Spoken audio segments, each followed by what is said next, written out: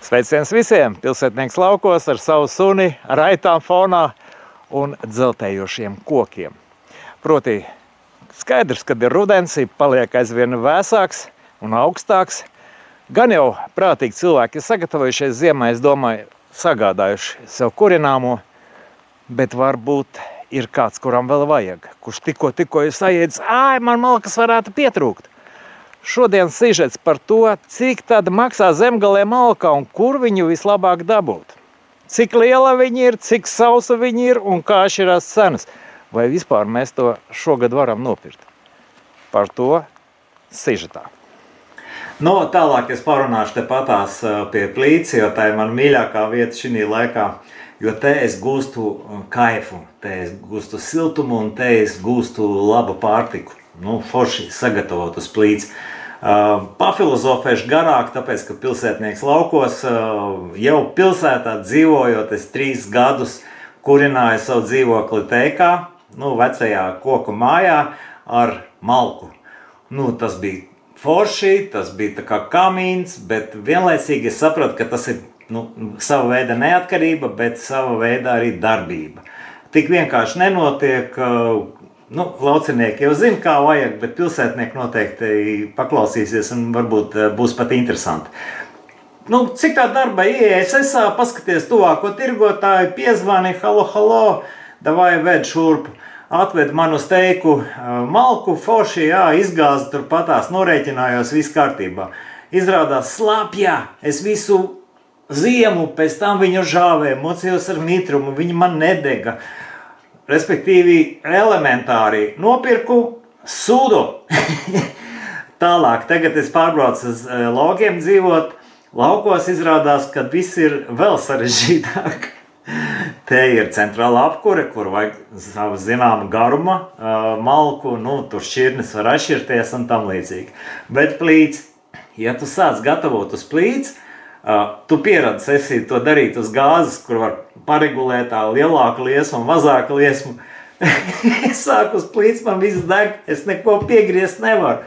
Tad es sapratu, ka es vēl kaut ko varu pabīdīt malā, kaut ko pabīdīt uz vidu, respektīvi uz virsmas kustināt to visu pasākumu kaut kādīgi. Un otrs, es ar malku varu kaut ko regulēt. Un tam vajadzīgi ir atsevišķa malka, mazāka, īsāka izmēros, ar kuru, teiksim, līdz pat tādai, ar kuru es varu regulēt liesmu.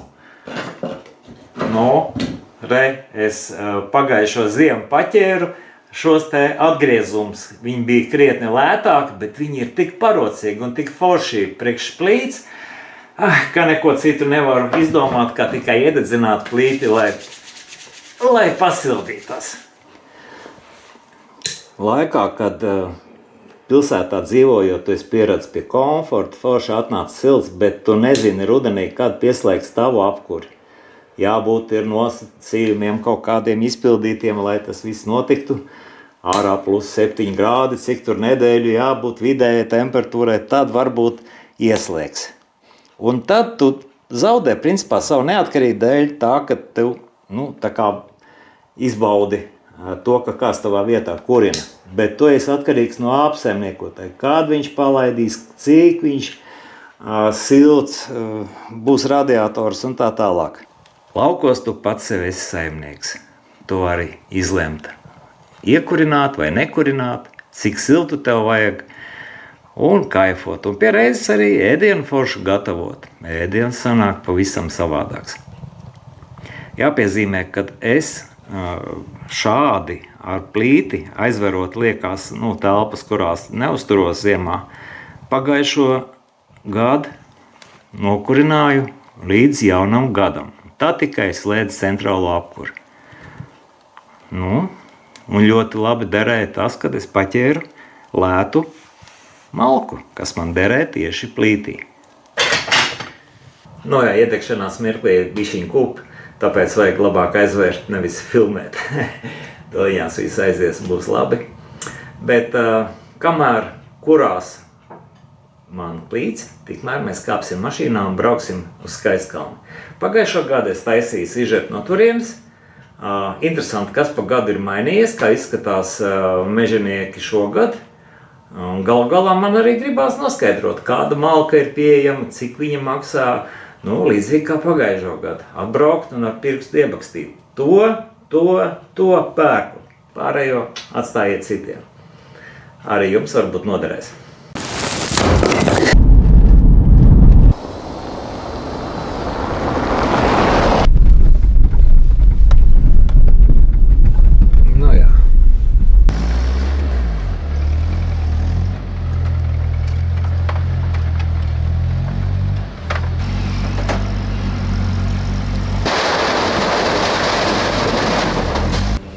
Es atbraucu te, kur ir tie pagājušo gadu rādītie dzelzs kvadrāti. Kur ir Ārvīts? Šoreiz ir tas gods jums prezentēt pašu šefu. Un aiz muguras tev notiek baigā darbība.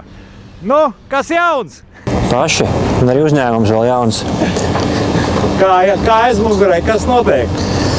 Tas kaut kas jauns, ko mēs esam sākuši darīt šobrīd, šķirots materiāls, kas tiks tālāk pārpārdots un kaut kas arī pat uz vietas pārstrādāts. Tas ir tā kā tāds laukums, kurā kaut kas krāsies un pēc tam ies kaut kur projām. Jā, tā kā šis gads ir bijis tāds izaicinājumu pilns, un tā kā tas koks negrib no meža labprātīgi nākt ārā, tad jāļauj viņam uzreiz uz laukumu atbraukt pašam. un tas ir kaut kas jauns. Mēs esam attaisījuši vaļā koklaukumu, kur mēs iepērkam gan paši savus kokus savām vajadzībām, gan arī citiem uzņēmumiem nodrošinām pakalpojumu gan mērīšanā, gan pieņemšanā, gan šķirošanā, gan transportēšanā. Un te ir šitas laukums ir SIA Expro grupa, kas iepērk gulsni. Tur tālāk arī ir zaļbaļķis apsēm. Un taras iepērk mūsu uzņēmums ar malkām. Tā kā paplašinamies, attīstamies un lēnu gāru ejam uz priekšu. Šis ir tikai iesākums, tas viss laukums tur stiepsies līdz pat tiem bērziem. Un cerams, ka kādu dienu te krausies vienlaicīgi kādi, varbūt 5-6 autiņi vienlaicīgi. Jā. Man aiz muguras visiem noteikti redz, kad ir malka, bet mēs viņai līdz tulienai tiksim. Bet mēs vēl pastaigāsim pa laukumu, apstīsimies, kas pa gadu ir mainījies un vispār kā jūtās mežonieki, kādas cenas uz malku varētu būt. Par jaunumiem turpinot, pagājušreiz, kad tu biji atbraucis ciemos, cik es atceros, tad palets vēl mēs neražojām, bet domas bija. Un te aiz muguras ir mūsu palets saražotās, kuras mēs tālāk pārpārdodam. Mūsu otra uzņēmuma ZMI Timber produkts. Un arī šādas lietas var pie mums pasūtīt un arī saņemt. Jā. Te ir iekārta, kur mēs tieši ražojam mūsu palets. Jāsāk no tās puses, jo no tās puses ienāk apaļkoks, kur mēs sazāģējam un sagarinam. Tālāk apaļkoks jau dēlīšu formā, kas aiziet jau uz turieni, un apakaļ nāk jau gatavā paleta. Šeit ir jauna tehnika, kas mums palīdz tās lietas sagarināt, mazliet automatizējamies. Tur ir daudzāģis, tur ir lenzāģis, tur ir atkal pārstrāde no tādiem švakākiem dēļiem, kur veidojās arī malkas atgriezumi. Aiz muguras arī stāv malkas atgriezumi. Un, principā, mēs tirgojam visu līdz pat skaidai. Edgars, kādreiz skaidas palika mežā, tagad viņas ir laukumā, un patiesībā skaidām ir ļoti interesanta funkcija. Viņu var izmantot kā bērnu laukumu. Man kādreiz mazākais puika arī labprāt šeit paspēlējās. Bet, ja nopietni, tad skaidas ir ideāls materiāls, lai no viņas ražot gan briketes, gan arī granulas un visādi citas lietas. Ja? Tādēļ šis produkts pie mums vēl nepārstrādājās. Varbūt nākotnē arī no tā mēs briketes ražosim. Šobrīd citi uzņēmumi šo materiālu labprātāk nopērk un ved pie sevis uz pārstrādi. Bet tajā pašā laikā var atbraukt jebkurš arī savam dārzam vai taciņām uzbērt. Pielietojums ir daudz un dažādi. Edgars, atceries, kas šis bija par koku un kā viņš ir domāts? Liels resns!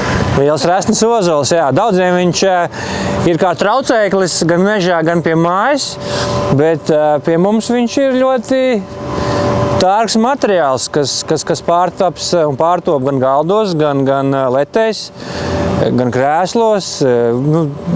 Visu, ko viena cilvēka fantāzija spēja izdomāt, no tā var uztaisīt. Redz, Edgar, kur ir tas pats ozols, vēl arī tur un visās malās viņš ir šādi milzīgas, skaistas, smagas blankas, kuras pie mums var atbraukt gan galdnieki, gan mākslinieki un arī nopirkt. Šīs konkrētās ir šogad sazāģētas, viņas noteikti nav sausas, viņām būtu jāpažūst vai apzināti speciāli jākaltē, bet mums arī ir sausas, jau kas ir gadiem stāvējuši un principā ir gatavas galdniekam uz darba galda likšanas. Šis ir tāds depozīts, jā, kaut kādiem jauniem nākotnes projektiem, bet jebkurā gadījumā mēs arī viņus varam pārdot arī citiem, kam tas interesē. Re, kur ir goba, es viņu speciāli tev sagāzu, lai tu varētu to visu skaistumu šeit redzēt pilnā apmērā. Ja godīgi, te sanāca kaut kāds incidents, viņi apgāzās, bet jā, pie 7 metrus gara goba. Viņu, es domāju, ka ne tā nav tik viegli atrast mežā tāda izmēra. Tā kā ļoti skaists koks, ciets koks. Īstais meistars zinās, ko ar viņu darīt. Te mēs esam nonākuši jau pie atgriezumiem. Pēc pārstrādes, kas veidojās, šeit mums ir nomaļpaks, kuras var gan klienti nopirkt kā malkas materiālu mājās zāģējot paši. Vai arī uzņēmumi nopērk tīri kā šķeldējumu materiālu. Te var redzēt, viņi gan smalki, gan arī biezi. Tas, kas grib mazliet lētāk nopirkt materiālu un mājās pastrādāt, tad tas ir tā kā šis piemērotais materiāls. Šeit jau ir atgriezumi, kas ir sazāģēti, ir smalki, ir tādi dēlīši, kas ir jau tāda sagarinātā veidā. Tā kā kāds varbūt to grib kā iekuram, tā arī ņem, tur kamīni vai mazākas krāsniņas. Vai arī vienkārši kā malkas vietā šos dēlīšus. Tā pati malka vien ir, tā pati suga. Vienīgais nav varbūt tik regulāras formas kā malka. Tādēļ viņi ir toties 2 reizes lētāki. Cilvēki ir iecienījuši šos atgriezumus. Šajos kubos viņi ļoti ātri žūst. Un pats galvenais, viņš ļoti blīvi sakrits. Ja mēs malkai rēķinam 0,7 koeficientu uz šādu te 1,1 kubu lielu, tad noteikti šis koeficients šiem atgriezumiem ir krietni lielāks. Ja viņš varētu būt 0,9, 0,8 noteikti. Ja tā kā, ko es ar to gribu pateikt, kad tur tā materiāla, ko likt krāsnī, ir daudz vairāk. Un tas nozīmē, ka lētāks materiāls un lielāks apjoms. Edgar, mēs esam tagad noliktavā. Šeit gan baigi daudz nav, bet šeit ir maisi ar dēlīšu atgriezumiem, safasēti. Te blakus es noliku vēl parasto maisiņu ar malku, un blakus ir dēlīšu atgriezumu mais. Ko es varu nokomentēt? Materiāls ir viens un tas pats. Vienkārši šeit ir smukās pagalītes, kas ir, kā mēs iepriekšējā reizē sapratām, ka viņas pat ir izmazgātas, ja, caur klīneru, tā humoram. Un šeit ir dēlīši, ja, tie atgriezumi, te jau var just, ka viņš ir smagāks, vai viņš ir bišķi mitrāks, bet viņš ir smagāks pamatādēļ tā, ka te var redzēt, cik viņš ir blīvs, ja, tas koks un tā. Cena viņam ir, vienkārši, manuprāt, ir smieklīgi 2 eiro pie mums. Atbrauc paņēmi un kurina. Mājās siltums garantēts. Te mēs esam nonākuši pie tava mīļākā sortimenta, ko tu biji pircis, ar kuru to iepazini arī ar mūsu uzņēmumu. Šeit ir tādi klucīši atgriezumi. Dažādi veidi var redzēt, kāda skuja, bērs, alksnis, melnalksnis, apsīte. Ja?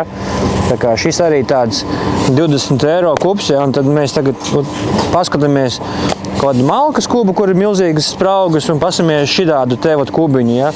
Viņš ir pilns par pilnu, un viņš ir smags, viņš ir pilns, un pats galvenais, viņš ir lēts.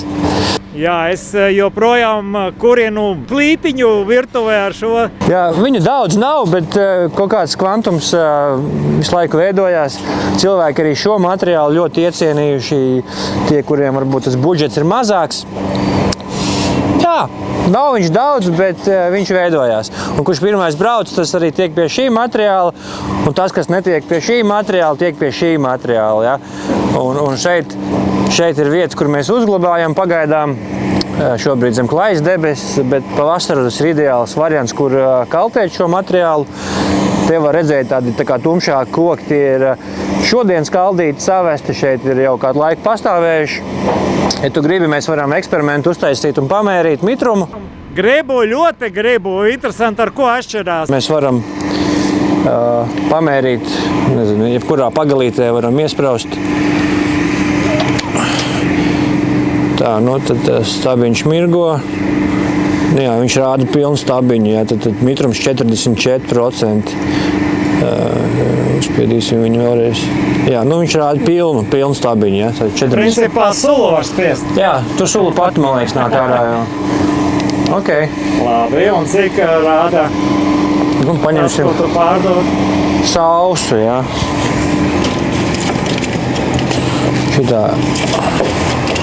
Šitā jābūt ir sausai. Tad kaut kādi 17, 18 tajās robežās, jā. Tā ir sausa malka, jā. Lai cilvēki redz, man galvenais ir dokumentāli pierādīt, ka viss ir pareizi. Super sausa viņa būtu kaut kādi tur ap 12 un 10 un tā, bet viņa ir dabīgi kaltusi. Citi cilvēki saka, ka dabīgi kaltējot viņa tikai labāka pat. Tas mitrums nāk ārā, viņš kaut kur bišķi kā jau koks apakaļ uzņem un atkal pakalst. Tādēļ... Nu jā. Atgādini man lūdzu, cik tajās dzelzs kastēs lied iekšā? Mēs viņu reiķinām kā vienu kubu. Ja? Nu, kāds varbūt ir bišķi pilnāks, kāds ir mazāk pilns, bet ar milzīgu kaudzi mēs viņus netaisām, tāpēc, kad viņi liekās viens uz vienu virsū. Ja ir kaudzi, tad mēs viņus tā kā nevaram kopā salikt un arī grūtāk noņemt. Bet, ja viņi paņem pēc augstuma, dziļuma un platuma, tad tur ir 1,1 kubs. Ja? Tā kā tur 0,1 ir maza rezervīte. Tad mēs viņu kā kubu reiķinām un arī kuba cena ir par šo vienu. Šeit mēs redzam alksni, bet tev bija arī bērs. Ne, te viss kaut kas, te ir alksnis. Alksnis ar melnalksni parasti kopā sajaucās. Tur dziļāk kaut kur arī ir apse. Ir arī ozols, nedaudz uzkaldīts klientiem, kas kā kamīnam kaut ko grib. Osis ir. Bērs, jā, bērs mums ir tur, tajā galā. Kubos, un ir tāda ruļļa vēl tur tālumā var redzēt. Un tie ruļļi arī, tā, kad kubi ir pilni, mēs viņus fasējam ruļļos. Daudz malcinieki tā dara, un tas ir tāds labs variants arī kā kaltēt. Tajos ruļļos ir 1,7 bērkubi. Nu, laikam nonākam līdz galvenam jautājumam. How much? Vai kaut kas ir mainījies pa gadu, apmēram cik šobrīd bērkubs maksā? Jo cenas tirgu pats saprot, svārstās no līdz. Nu, ziniet, ir tā, ka tas cenas īsti nav mainījušās. Pats koks, apaļkoks šobrīd ir palicis stipri lētāks, bet kaut kāds cits ražošanas izmaksas jau nav samazinājušās. Ja? Viņas ir palielinājušās, ir elektrības, ir darba samaksas, ir daudz komponentes, kas to kopējo cenu veido. Labā ziņa ir tāda, ka cenas nav kļuvušas dārgākas, uz kaut kādiem atsevišķiem brīžiem viņas pat ir lētākas, bet šobrīd svaigi skaldīta malka svārstās no 40 līdz 45, 40 eiro. Tur, ja kāds ņem īpaši vairāk un tuvāk, un ir jau pastāvīgs klients, var dabūt arī atlaides, vai nu kuba cenā, vai ceļa izmaksas cenā, kad viņas vienkārši tiek piemērotas. Jauktu lapkoku malka 40 eiro, alksnis, melnalksnis 45, svaigi skaldīts. Sausai malkai tā cena ir lielāka, tur 50 eiro par alksni un attiecīgi par bērzu 55 bija svaigi skaldīts un ap 60 ir jau sausais. Ozolam arī tā cena bišķi lielāka ir. Tāpēc, ka ozols jau pašā saknē ir dārgāks materiāls. Aptverni tā, bet mēs esam vienmēr atvērti jebkurai diskusijai, un it sevišķi pret tiem klientiem, kuri jau pērk jau 2., 3. gadu, tad mēs nākam pretī. Bet, iespējams būs liels pārsteigums, varbūt to kaut kad pēc pāris mēnešiem mēs pastāstīsim, tā kā šobrīd ir tas, ko mēs varam man aiz muguras redzēt. Mēs dzīvojam valstī, kurā ir prieks, kad cena nav kāpusi, jau ir prieks. Jautājums ir par piegādi. Vai pasaki kaut ko, cik tālu jūs vedat un kādā veidā, jo mašīna ir smuka, pašizgāzējs. Beigās mēs parādīsim, kā tas smuki te aizved klientiem, kā tas izskatās. Cik tas maksā? Vai iespējams kaut ko pa brīvu tu atved? Jā, bez šaubām, te, kā saka, vietējais ciems un tādi pavisam tuvi ciemi, arī ciems, no kura es nāku, tad ir pavēlti. Bez savus šos tuvākos klientus lutinām ar bezmaksas piegādēm. Bet tā, kur jau tālāk jābrauc, ir tad, principā, tie kaut kādi 60 eiro centi par kilometru. Ja cilvēks ir gatavs maksāt, tad nav jau problēma. Jā. Vedam un domājam. Ja kaut ko ļoti daudz sūtīs, tad izdomāsim, kā mēs varam aizvest ar trali vai kaut kādu citu piekabi. Bet skaidrs, ka tāds mazus apjomus līdz 7 kubi tālu nav izdevīgi vest. Tad jādomā cits transports, arī to var izdarīt. Tā kā katrai situācijai ir savs risinājums, Edgar. Jā, pats mūsdienīgākais jautājums, vai ko var arī izdarīt internetā, ja ieeju kaut kur, saspiežu podziņas un brīnos, ka man atved malku. Pasūtījumu loks mums tā kā nav, bet telefoni ir un var piezvanīt jebkurā laikā un pasūtīt vēlams darba laikā.